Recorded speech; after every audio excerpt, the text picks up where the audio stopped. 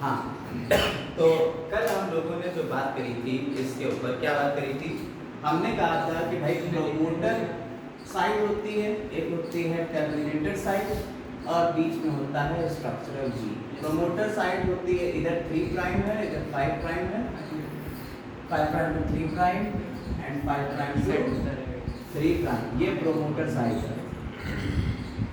ठीक है, इधर ये अपना स्ट्रक्चरल जीन है और स्ट्रक्चरल जीन के दो पार्ट हैं, एक तो टेम्पलेट स्ट्रैंड है कोडिंग स्ट्रैंड और दूसरा है कोडिंग स्ट्रैंड। ठीक है, और इधर भाई साहब होते हैं अपने टर्मिनेटर। ठीक, समझ में आई बात या नहीं?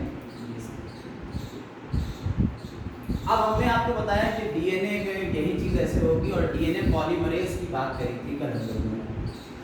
ठीक है, थोड़ा सा रिव्यू ले लेते हैं। ये प्रोमोटर साइट होगी, मान लो इस पे अपना डीएनए पॉलीमरेज जब आएगा तो सिग्मा भाई साहब ढूंढते हुए आएंगे कहाँ है प्रोमोटर।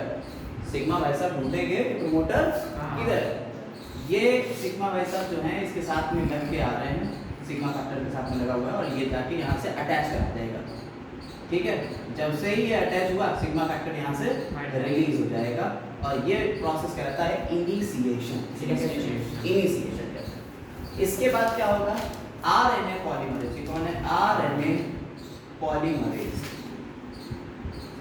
ये आरएनए पॉलीमरेज जो है ये आगे की तरफ बढ़ेगा और ये इलॉन्गेट करेगा नए स्ट्रैंड को और ये आगे की तरफ बढ़ता जाएगा। पीछे से पुराना जो आरएनए निकल रहा है ये आरएनए बन के पीछे की तरफ लटकता हुआ सा दिखेगा, ये आगे बढ़ता जाएगा। ठीक है, ऐसे ही ये सीन जो है सिनेरियो में ये पीछे छूट जाएगा, ये आगे बढ़ गया और ये जो है आगे बढ़ते बढ़ते बढ़ते बढ़ते अब ये पहुंचेगा टर्मिनेटर साइट के ऊपर। जब टर्मिनेटर साइट के ऊपर पहुंचेगा तो इधर आरएनए पूरा लटका हुआ है। ठीक है, और यहाँ पे जैसे ये पहुंचेगा यहाँ आ जाएगा रो फैक्टर। रो फैक्टर इससे ऐड हो जाएगा और इसे कहेगा चलो भाई अब बहुत हुआ, अब चलते हैं नहीं लेके इसे निकलेगा। तो ये यहाँ से निकलेगा और इधर आरएनए ये पड़ा रह जाएगा। ठीक, इधर ये रो फैक्टर के साथ में अपना एंजाइम हट जाएगा। समझ में आएगा? तो ये पहला वाला था इनिशिएशन, दूसरा वाला प्रोसेस इलांगेशन और ये वाला प्रोसेस हो गया टर्मिनेशन। 3 स्टेप में डीएनए का रेप्लिकेशन हो जाता है। ये हम लोगों ने बात कर ली थी, इतनी सी बात भी हो चुकी थी, ये तो कल हो ही चुका है। ठीक, इनिशिएशन में क्या होता है? अटैचमेंट होता है, सिग्मा फैक्टर आता है। ठीक, इलॉन्गेशन में क्या होता है? सिग्मा फैक्टर हट जाता है, आरएनए पॉलीमरेज फॉरवर्ड डायरेक्शन में चल देगा। और टर्मिनेशन में क्या होगा? रो फैक्टर आएगा और इसे निकाल ले जाएगा। बोलो कोई दिक्कत नहीं, किसी को नहीं? ठीक, इतनी तो बात हो ही चुकी। ये थोड़ा सा रिव्यू इसलिए दे दिया ताकि एक माहौल बन जाए, आगे अब बढ़ने वाले हैं। अब हमने आपसे कहा कि आरएनए कौन सा बनेगा, ये इस बात के ऊपर डिपेंड करेगा कि आरएनए पॉलीमरेज कौन सा है। आरएनए पॉलीमरेज कौन सा है? आरएनए पॉलीमरेज हो सकते हैं भाई साहब 3 तरीके। कौन कौन से पॉलीमरेज? फर्स्ट, सेकंड और थर्ड।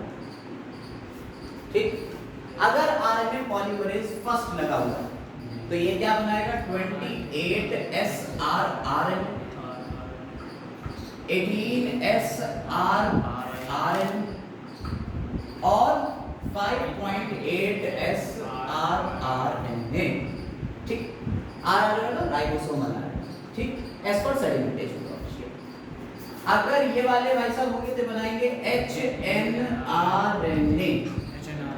ठीक, और अगर ये वाले भाई साहब होंगे तो क्या बनाएंगे? tRNA,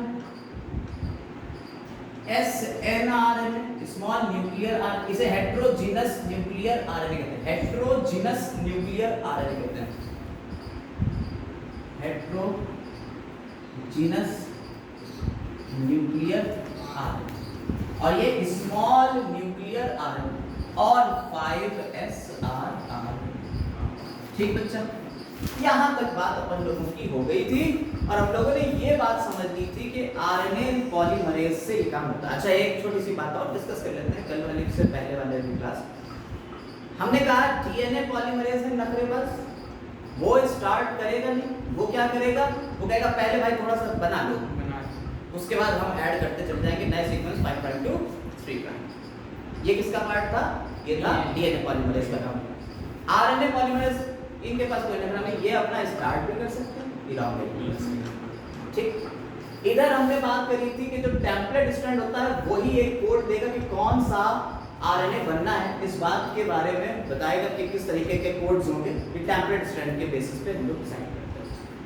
कोडिंग स्ट्रैंड के 5 प्राइम एंड को हम क्या कहते हैं, अप स्ट्रीम कहते हैं, और 3 प्राइम एंड को कहते हैं डाउन स्ट्रीम। तो अगर हम कहें कि promoter site is situated at the up stream of coding strand तो भी सही। अगर हम कहते हैं promoter site is situated at the up stream of structural gene तो भी सही। अगर हम कहते हैं promoter site is situated at the 5 prime end of coding strand तो भी सही, कोई दिक्कत, टेम्पलेट का नाम नहीं है। इधर अपना टर्मिनेटर जो है ये इसके 3 प्राइम पे है, डाउन स्ट्रीम पे। तो प्रोमोटर और टर्मिनेटर दोनों स्ट्रक्चरल जीन से कैसे हैं, फ्लैंक्ड हैं, चिपके हुए, फ्लैंक, ठीक। ये बात अपनी हो गई थी। ये क्या है, पूरा स्ट्रक्चरल जीन है, बेसिकली यही हमारा आरएनए बनाएगा, ठीक। आपको एक बात हमने और बताई थी, और वो बात ये थी और बड़ी जानकारी वाली बात थी कि 98% डीएनए अपन लोगों का फालतू है, बकवास है, कोई फायदा नहीं है, वो कोई भी कोड नहीं करता है। उसे क्या कहते हैं, जंक डीएनए कहते हैं। 98% डीएनए कैसा है, जंक डीएनए, ठीक। सिर्फ 2% डीएनए ऐसा है जो कि हमारे सिग्नल्स के लिए, वो प्रोटीन के लिए कोड करेंगे, ठीक। इस 2% की ही बात हम लोग करने जा रहे हैं, और यहीं पे अब हम लोग सिस्ट्रॉन और जीन में एक छोटा सा फर्क समझेंगे। क्या समझेंगे बेटा, सिस्ट्रॉन और जीन में फर्क समझेंगे, ठीक। अब ये सिस्ट्रॉन और जीन क्या होता है, ये देखिए हमने आपको बताया कि भाई हमारा पूरा डीएनए, जीन क्या होता है बताएगा हमें,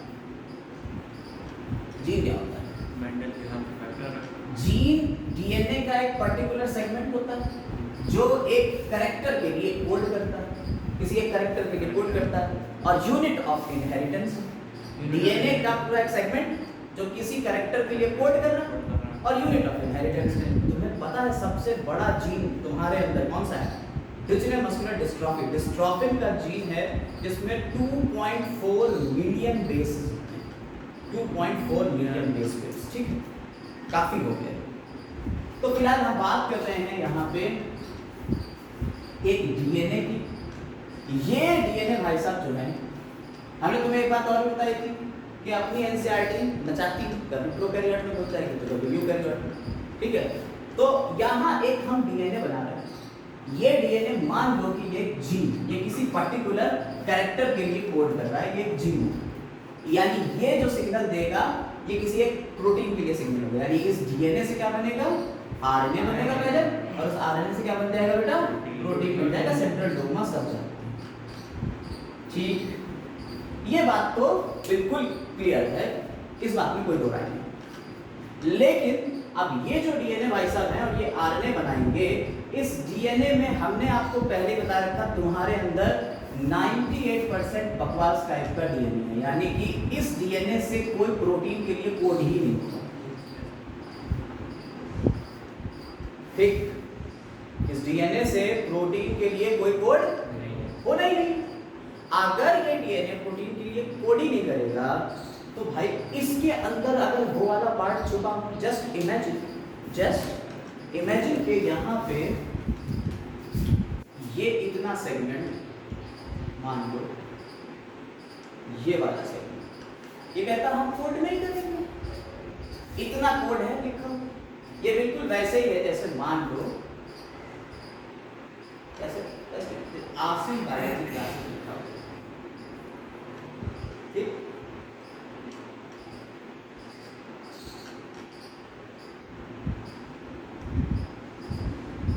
ठीक है, ये लिखा हो, लेकिन ऐसे नहीं लिखा। कैसे लिखा हो, ये लिखा तो यही है, लेकिन ये इधर लिखा आसिम, इधर लिख दिया नायाब, ठीक। इधर लिख दिया बायोलॉजी, इधर लिख दिया अलिफ, और इधर लिख दिया क्लास।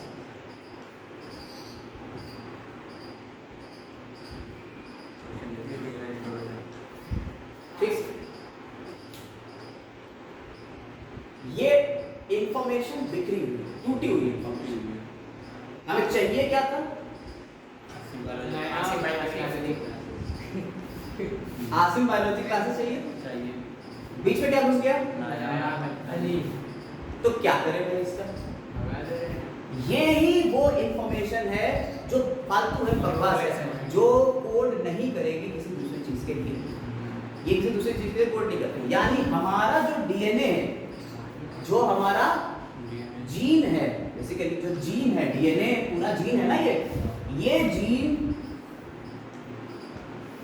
टूटा हुआ है। बीच बीच में इसमें फालतू फर्जी इंफॉर्मेशन भी है। ये जीन में फालतू फर्जी इंफॉर्मेशन भी है। हमें चाहिए नहीं, हमें तो चाहिए आसिम बायोलॉजी क्लासेस ना, जब बीच में कौन आ गया तो। और अपने पास आरएनए पॉलीमरेज डीएनए से आरएनए बनाएगा, तभी तो प्रोटीन बनेगा, इंफॉर्मेशन तो तभी आएगी। यानी कि ये इंफॉर्मेशन जो है ये इतने सेगमेंट में है, फिर इतने सेगमेंट में है, और ये इतने सेगमेंट में है, ये इंफॉर्मेशन। और ये फालतू इंफॉर्मेशन बीच बीच में, ये क्या है? इंटरप्शन है, जबरदस्ती घुस घुस के आ रही है ये इंफॉर्मेशन। ये जरूरी तो नहीं कि ऐसे होना चाहिए, लेकिन बीच बीच में ये घुसी हुई है इंफॉर्मेशन। तो ऐसे सेगमेंट्स जो कि फालतू के हैं, डीएनए नहीं है लेकिन वो फालतू के हैं, वो क्या कहलाते हैं? इंट्रॉन कहलाते हैं। उन्हें क्या कहते हैं? इंट्रॉन्स। ये क्या कर रहे हैं? इंटरप्शन कर रहे हैं, इंटरप्ट कर रहे हैं इंफॉर्मेशन, बात को कहने में बीच बीच में रुकावट डालना है। तो ये क्या है? इंट्रॉन्स। ठीक, ठीक बेटा। और जो इंफॉर्मेशन है असली, उसे कह देंगे एक्सॉन।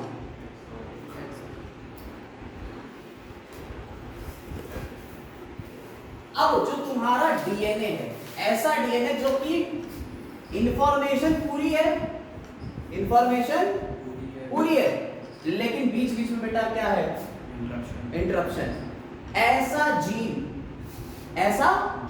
क्या कहलाता है? स्प्लिट जीन कहलाता है। स्प्लिट जीन, ये जीन बेटा क्या है? स्प्लिट जीन है, कटा फटा जीन है। ठीक, ऐसे जीन को क्या कह देंगे? स्प्लिट जीन कहते हैं। अब बेटा डिफरेंस समझो जीन और सिस्ट्रॉन। जीन और सिस्ट्रॉन में डिफरेंस समझो, ध्यान से समझो। यूट्यूब पे अपडेट होने वाला है, क्या दिक्कत है, सब हो जाएगा काम। इंफॉर्मेशन समझो, जीन और सिस्ट्रॉन में डिफरेंस क्या है? जीन भाई साहब ये पूरे, जीन भाई साहब ये पूरे, लेकिन इसके सिर्फ ये और ये सेगमेंट प्रोटीन के लिए कोड कर रहे हैं। प्रोटीन के लिए सिर्फ यही तीन बातें कहेंगे। ये प्रोटीन बनाने नहीं चाहता, इतनी बकवास बातें कर रहा है, ये प्रोटीन तो बनाना नहीं चाहता। ठीक है, तो क्या हो रहा है? ये इंफॉर्मेशन जो है, ये क्या कर रहा है? इंफॉर्मेशन स्प्लिटेड है। अब जीन टूटा हुआ, जीन वो है डीएनए का पार्ट जो पूरी इंफॉर्मेशन दी, लेकिन सिस्ट्रॉन क्या है? सिस्ट्रॉन डीएनए का वो पार्ट है जो पेप्टाइड या पॉलीपेप्टाइड के लिए कोड करता है। सिस्ट्रॉन क्या है? जो पॉलीपेप्टाइड के लिए कोड करता है उसे सिस्ट्रॉन कहते हैं। जीन क्या है? पूरे कैरेक्टर के लिए कोड करेगा। ये एक पेप्टाइड पॉलीपेप्टाइड के लिए कोड करता है। नहीं समझ में आई बात? पॉलीपेप्टाइड यानी अमीनो एसिड की चेन ही होती है। अमीनो एसिड, फिर अमीनो एसिड, फिर अमीनो एसिड, तो ये जो पूरी चेन बनेगी इसे पॉलीपेप्टाइड चेन करेंगे। यही तो प्रोटीन बनाएगी आगे जाके। तो एक पॉलीपेप्टाइड चेन के लिए जो कोड करेगा बेटा वो कौन है? सिस्ट्रॉन। और जीन क्या है? जीन पूरे कैरेक्टर के लिए कोड कर रहा है, वो क्या है? वो जीन है। तो जीन और सिस्ट्रॉन में डिफरेंस समझ गए? सिस्ट्रॉन उसी जीन के छोटे से पार्ट को भी कह सकते हैं सिस्ट्रॉन, या पूरे जीन को भी हम कह सकते हैं सिस्ट्रॉन। यानी एक्सॉन को भी सिस्ट्रॉन कहते हैं। हाँ, एक्सॉन एक सिस्ट्रॉन ही तो है, एक्सॉन एक सिस्ट्रॉन ही तो है, यही तो पॉलीपेप्टाइड के लिए कोड कर रहा है। ठीक है, अब आगे बढ़ते हैं। तो अब क्या करेंगे? अब सुनो, अब क्या करेंगे? अब हम ये करेंगे कि अपने आरएनए पॉलीमरेज को देखेंगे कि आरएनए पॉलीमरेज कैसे काम करता है। आरएनए पॉलीमरेज जो होता है वो इसकी पूरी की पूरी कॉपी को यहाँ उतार देगा और ये बन जाएगा एक आरएनए। लेकिन इस आरएनए में वो इंफॉर्मेशन भी है जो असल में कोई इंफॉर्मेशन ही नहीं है। वो इंफॉर्मेशन कौन सी होगी? वो ये वाली इंफॉर्मेशन होगी, वो ये वाली इंफॉर्मेशन, ये हमें चाहिए ही नहीं है यार, हमें ये इंफॉर्मेशन चाहिए ही नहीं है, तो क्या करें? लेकिन हमारे पास जो आरएनए बना है ये तो इतना बड़ा आरएनए बन ही गया ना, क्योंकि आरएनए पॉलीमरेज से काम करा के तो बनाएगा। अब इस इंफॉर्मेशन को हमें यहां से हटाना है और ऐसा आरएनए जिसमें ये इंफॉर्मेशन है उस आरएनए कहते हैं HNRNA, हेटेरोन्यूक्लियर आरएनए। नहीं समझ में बहुत इंफॉर्मेशन है जो एक्स्ट्रा इंफॉर्मेशन है जो काम के लिए, जिसमें एक्स्ट्रा, हाँ, जिसमें एक्सॉन भी मिल रहा है और इंट्रॉन भी मिल रहा है, दोनों मिल रहे हैं। ये इंट्रॉन्स भी पड़े हुए हैं, ठीक है, इंट्रॉन्स भी पड़े हुए हैं, इनको हटाने का प्रोसेस अब करना है। देखो डीएनए से आरएनए बन गया, ट्रांसक्रिप्शन हो गया, ट्रांसक्रिप्शन हो गया। कह रहा भाई देखो राइबोसोम ने आरएनए पॉलीमरेज ने कहा देखो भाई हमने अपना काम पूरा किया, हमने डीएनए से आरएनए बना दिया, अब तुम जानो तुम्हारा काम है ना, तुम्हें आरएनए कौन सा बनाना है ये तुम अपना समझो। हम चले। अब ये आरएनए अपने पास पड़ा हुआ है, अब हमें इसे बनाना है एमआरएनए, मैसेंजर आरएनए, मैसेज देने वाला है या कोई इंफॉर्मेशन रखो, ये फर्जी इंफॉर्मेशन हटाओ। तब क्या करेंगे हम? एचएनआरएनए से हमें बनाना है एमआरएनए। एचएनआरएनए से हमें क्या बनाना है? एमआरएनए। तो एमआरएनए बनाने के लिए क्या करें? एचएनआरएनए से एमआरएनए बनाने के लिए क्या करें?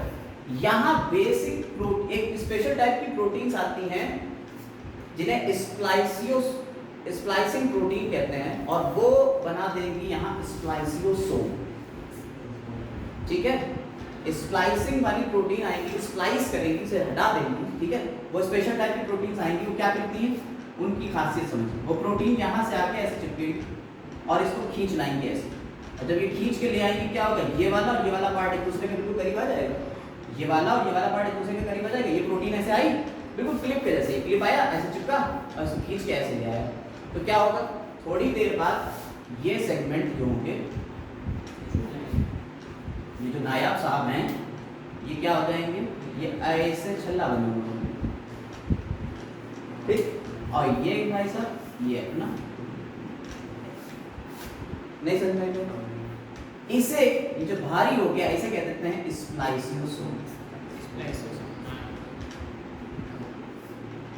ये हो गया स्प्लाइसियोसोम। ऐसे ही इधर एक स्प्लाइसियोसोम, एली वाला स्प्लाइसियोसोम,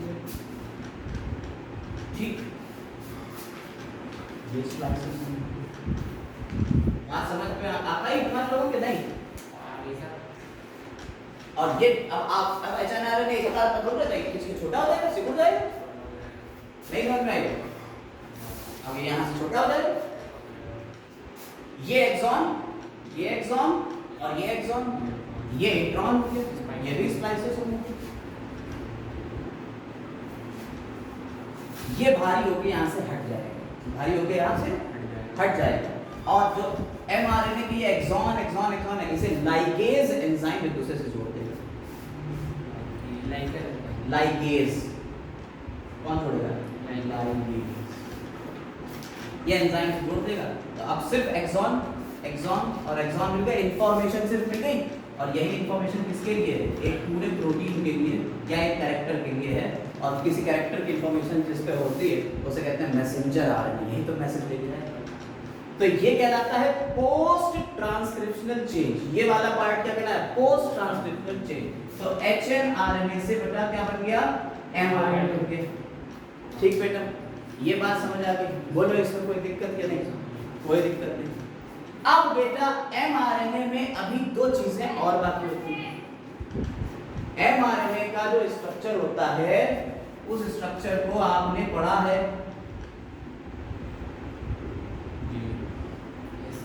एक टोपी लगी होती है 7 मिथाइल गुआनोसिन की और एक तेल लगी होती है एडेनिन वाली एडेनो। अब इसमें दो काम हो करेंगे, यानी हमने क्या कर लिया? इस प्रोसेस कह दिया हमने स्प्लाइसिंग। तो ये क्या हो गया? स्प्लाइसिंग। स्प्लाइसिंग से हमने क्या करे? इंट्रॉन्स हटाए, अब क्या करेंगे, capping and telling. Capping and telling. Capping किसकी कैप, 7 मिथाइल गुआनोसिन की कैप लगाएंगे 5 प्राइम एंड पे, और 3 प्राइम एंड पे पॉली ए टेल लगा देंगे। इसे क्या कहते हैं, पोस्ट ट्रांसक्रिप्शनल चेंज। ये तीन के तीनों क्या हो गए, पोस्ट ट्रांसक्रिप्शनल चेंज हो गए कि poly A tail, adenine adenine adenine 200-300 adenine के मॉलिक्यूल एक साथ लगे हुए चले जा रहे हैं। ठीक है, तो ये समझ में आ गया पोस्ट ट्रांसक्रिप्शनल चेंजेस पूरे। अब ये अपना एमआरएनए तैयार है, बोलो कोई दिक्कत है इसमें? नहीं। तो एचएनआरएनए, वही हमने आपको बताया कि आरएनए पॉलीमरेज सेकंड जो था उसने एचएनआरएनए बनाया था। हमने अभी 3 आरएनए लिखे थे, RNA polymerase first second third. First से तो बन गया एस आरआरएनए वाले बन गए, टीआरएनए बना दिया थर्ड वाले में। लेकिन साहब हमें यही नहीं समझ में आया ये एमआरएनए कौन बनाएगा, वहां तो एचएनआरएनए बन रहा था। तो अब समझ में आया एमआरएनए कौन बना रहा है, एचएनआरएनए से ही एमआरएनए बनेगा after post transcriptional changes. Clear? कोई दिक्कत, कोई समस्या किसी भी तरीके की नहीं। ठीक, तो ये हमारा हो गया पूरा। अब आरएनए की सिंथेसिस, यानी डीएनए से आरएनए कैसे बनता है, ये हम लोगों ने पूरा समझ लिया। अब यहीं पे 1-2 पॉइंट और ले लो, खत्म करते हैं इसको। तो अब यहाँ पे हम आगे बढ़ रहे हैं और ये देखेंगे कि प्रोकैरियोट्स में अगर यही सिनेरियो हो तो क्या हाँ। अच्छा, यूकैरियोट में होता कहाँ है, न्यूक्लियस के अंदर। भैया ये काम न्यूक्लियस के अंदर ही होगा ना यूकैरियोट में। प्रोकैरियोट में तो न्यूक्लियस होता ही नहीं है, तो न्यूक्लियाइड होता है और साइटोप्लाज्म में होगा सारे काम। ठीक, अब समझो बेटा मेरी बात, ऐसा जीन तो तुमने कह दिया स्प्लिट जीन, और इसमें एक एक सिस्ट्रॉन अपना अपना काम कर रहा था, एक एक सिस्ट्रॉन अपना अपना काम कर रहा था। ऐसे सिस्ट्रॉन, ऐसा जीन जिसमें अलग अलग सिस्ट्रॉन अपने अपनी पॉलीपेप्टाइड के लिए कोड करना है, कहलाता है मोनोसिस्ट्रॉनिक जीन। मोनोसिस्ट्रॉनिक, मोनोसिस्ट्रॉनिक का मतलब बेटा यहाँ स्प्लिटेड है, अलग अलग है, अपने अपने कोड अलग अलग लिखे हुए। ये क्या कहलाता है, मोनोसिस्ट्रॉनिक जीन। ठीक बेटा, कोई दिक्कत इसमें? और ये कहाँ मिल रहा है तुम्हें, यूकैरियोट। ये कहाँ मिल रहा है बेटा तुम्हें, यूकैरियोट। और फिर स्प्लिट जीन कहाँ मिलेगा, यूकैरियोट में ही तो है। इसी की यही तो कंडीशन है। स्प्लिट जीन क्या है, यही तो मोनोसिस्ट्रॉनिक अलग अलग सिस्ट्रॉन है, तो मोनोसिस्ट्रॉनिक कंडीशन मिली। अब हमारा यूकैरियोट होता है, इसमें सर्कुलर डीएनए होता है। क्या होता है बेटा इसमें, सर्कुलर डीएनए। प्रोकैरियोट में सर्कुलर डीएनए होता है, और इसमें कोई भी एक्स्ट्रा फर्जी इंफॉर्मेशन ही नहीं होती। छोटे छोटे तो हैं, इनमें कोई एक्स्ट्रा फर्जी इंफॉर्मेशन नहीं। तो क्या होगा, अब अगर इसमें कोई इंफॉर्मेशन एक्स्ट्रा है नहीं, सिर्फ एक्सॉन एक्सॉन एक्सॉन है, यानी कि ये पूरा मिलके एक प्रोटीन के लिए धड़ाधड़ कोड कर रहा है, तो इसे कह देते हैं पॉलीसिस्ट्रॉनिक जीन। यहाँ तुम्हें अगर कहा जाए यूकैरियोट में तो मोनोसिस्ट्रॉनिक और प्रोकैरियोट में तो पॉलीसिस्ट्रॉनिक। पीपी याद रखो, प्रोकैरियोट पॉलीसिस्ट्रॉनिक, प्रोकैरियोट में पॉलीसिस्ट्रॉनिक।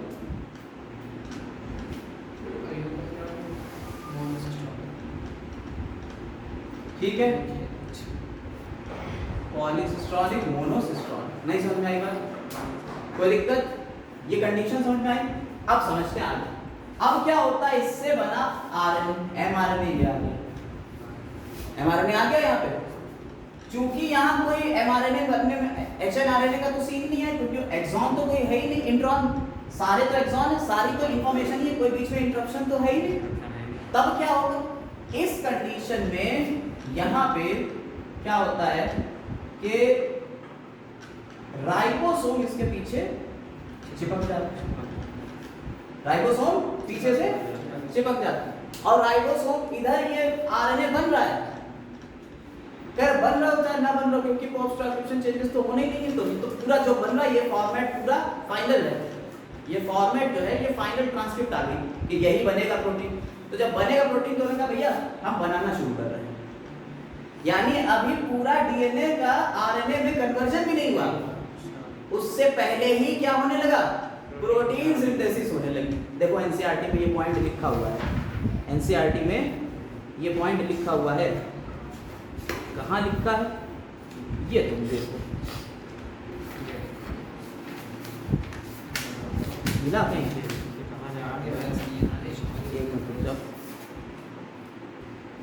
देखो यहाँ पे पेज नंबर 110 जो है, ये वाला पार्ट जो है, इस पार्ट में ऊपर की तरफ लिखा हुआ है, इन bacteria since mRNA does not require any processing to become active and also since transcription and translation take place in same compartment। देखो ट्रांसक्रिप्शन और ट्रांसलेशन एक ही कंपार्टमेंट में तो हो रहा है, वो भी साइटोप्लाज्म में ही तो चल रहा है।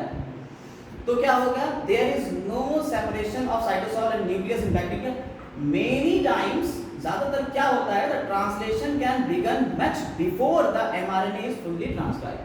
तो ट्रांसलेशन पहले ही शुरू हो जाता है, प्रोटीन का फॉर्मेशन पहले ही शुरू हो गया, कि आरएनए पूरा बना भी नहीं, तब उससे पहले ही हो जाता है। ये बात समझ में आई? तो ये कंडीशन किसमें मिलेगी आपको? बैक्टीरिया में मिलेगी, प्रोकैरियोट की ये कंडीशन है। यूकैरियोट में नहीं होगा, यूकैरियोट में पहले भाई ट्रांसक्रिप्शन, पोस्ट ट्रांसक्रिप्शन चेंजेस होंगे, एमआरएनए बनेगा, आफ्टर दैट में प्रोटीन सिंथेसिस होगी, और वो भी न्यूक्लियस के बाहर होती है, साइटोप्लाज्म में। प्रोटीन सिंथेसिस, साइटोप्लाज्म में डीएनए रेप्लिकेशन, या जैसे आरएनए का बनना, ट्रांसक्रिप्शन, दोनों का बनना न्यूक्लियस में हो जाएंगे। ठीक, बात समझ में? अच्छा, अब सेल साइकिल तो याद ही है, सेल साइकिल तो आपको याद ही है भाई साहब। सेल साइकिल जो होता है उसमें 90% तो तैयारी चलती है लड़की की शादी की, और फिर शादी का माहौल जब आएगा तो सिर्फ 2 घंटे शादी में पड़ जाती है। ठीक है, 95% जो है वो लड़की तैयार होने में, यानी G1, S और G2 ये 3 फेज होती है। इंटरफेज कहते हैं, प्रिपरेशन की फेज होती है, और फिर प्रोफेज बेटा फिर एनाफेज, टेलोफेज और फिर साइटोकाइनेसिस होता है। ठीक, G1 और G2 दोनों फेज में प्रोटीन और आरएनए की सिंथेसिस होती है, बता चुके हैं तुमने पहले ही। याद रखना, आरएनए का फॉर्मेशन G1 और G2 दोनों में होगा। S फेज में क्या होता है? डीएनए रेप्लिकेशन होता है। ठीक, ये याद रखना इस पॉइंट को। तो अगर कोई पूछ दे इस लेवल पे, तो इस लेवल पे भी आप क्या आंसर दे सकते हो। अगर कोई यहाँ से नॉर्मल कह रहा है तो यहाँ से भी आप, ये कॉन्सेप्ट पूरा हुआ। ठीक, ये पूरा हो गया। अब अगला लेक्चर हमारा होगा जेनेटिक कोड के ऊपर, कि जेनेटिक कोड क्या होते हैं और क्या उसमें कैसे उसके बारे में बात हुई। ठीक, चलो आज का क्लास यहीं में करते हैं।